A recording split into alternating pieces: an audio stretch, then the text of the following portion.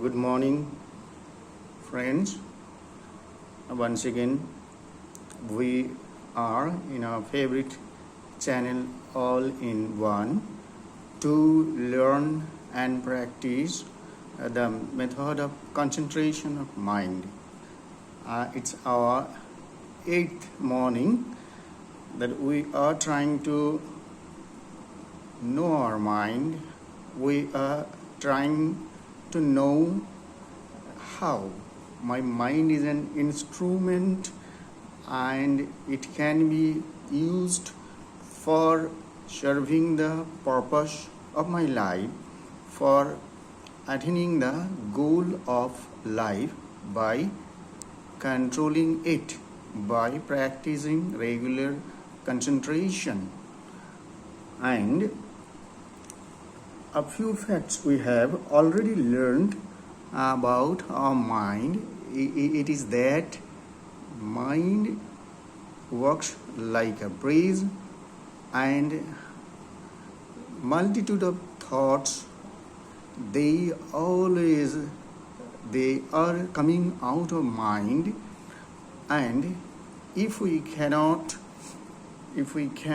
control these thoughts, then they create a lot of trouble in our mind and do not let us do the work following a particular method. And that is why controlling the mind is very much essential. We have learned that there are certain factors like that desire for more and more just material things, then jealousy, and then that ego. These are the three factors which make our restless mind more restless. And yes, we have already learned also that the nature of the mind is very, very restive, and that is why it becomes very much difficult for us to control this mind. We know that I and my mind, they are two different things. My mind is like my servant, and with the help of that, I have to just get my works done. And the variations, according to Swami Vivekananda, is concentration of mind when education is concerned and not the collecting of facts. Fine. And then we have to just come to that very fact that 90% of people, because they do not know how to control mind, they simply waste their mind energy, and that is creating a lot of trouble just throughout our life. There is one school of thought where people believe that whatever the outside nature reacts in our mind, in that manner the responses are created in the mind, and according to these responses, guided by them blindly, we should follow the dictate of our mind. That is a totally misguiding fact. Yes, Swami Vivekananda therefore has said that 90% of thought force is wasted by ordinary human being, and therefore he is constantly committing blunders. The trained man or mind never makes a mistake. It's very, very important, and we have to think whether we belong to that 90% or not.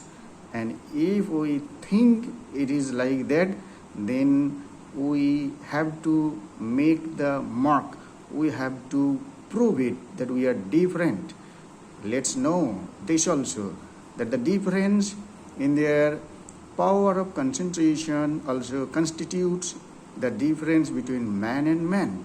You know, there is a difference between man and animal. Compare the lowest with the highest man. The difference is in the degree of concentration. And the basic difference between man and animal is that man has the power of concentration, but animals don't. And then you see that very particular factor of power of concentration also constitutes the difference between man and man. And therefore we should learn how to concentrate our mind.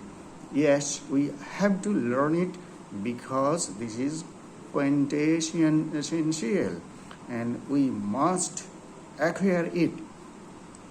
Now, it is already learned that first thoughts come into our mind. Thoughts come, and according to thoughts, what happens? We then are prompted to action. Thoughts guide us how we will act and behave.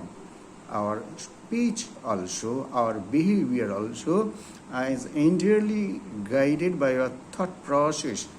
In fact, each and every work we do, each and every thought we think, they are definitely and solely guided by how we are thinking.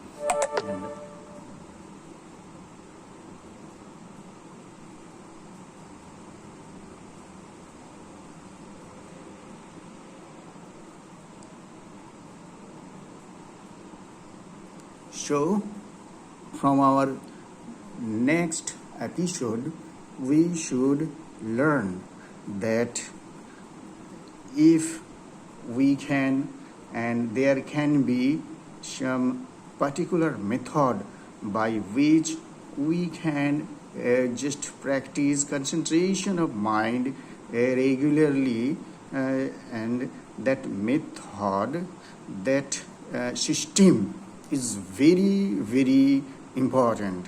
So we have to learn concentration of mind. In Sanskrit, in Raja Yoga, this is called dharana, concentration of mind. And yes, we actually generally follow just 5 out of 8 steps as explained in the Yoga Sutra of Patanjali. And these 8 steps are yama, niyama, asana, pranayama, pratyahara, dharana. Yeah, there are 3 more steps which we should not discuss much about here. These are like pranayam, then dhyan and samadhi. These 3 steps are not for the common man. It is for the yogis, it is for the sadhakas who want to attain mukti, attain God right now and in this life only. And this cannot be the goal for average man, common man, just working in the field or in the factory or in the office or the student in the school. But for all of us, that concentration of mind, practicing it is really, really helpful. So from next episode, we should learn this concentration of mind. And for today, just like every day, let us focus on a particular image, the image you like the most, and then just take deep breathing, inhale and exhale. 6 times we'll do it. After taking deep breathing, we will pray for the good of all. May all live in peace and happiness.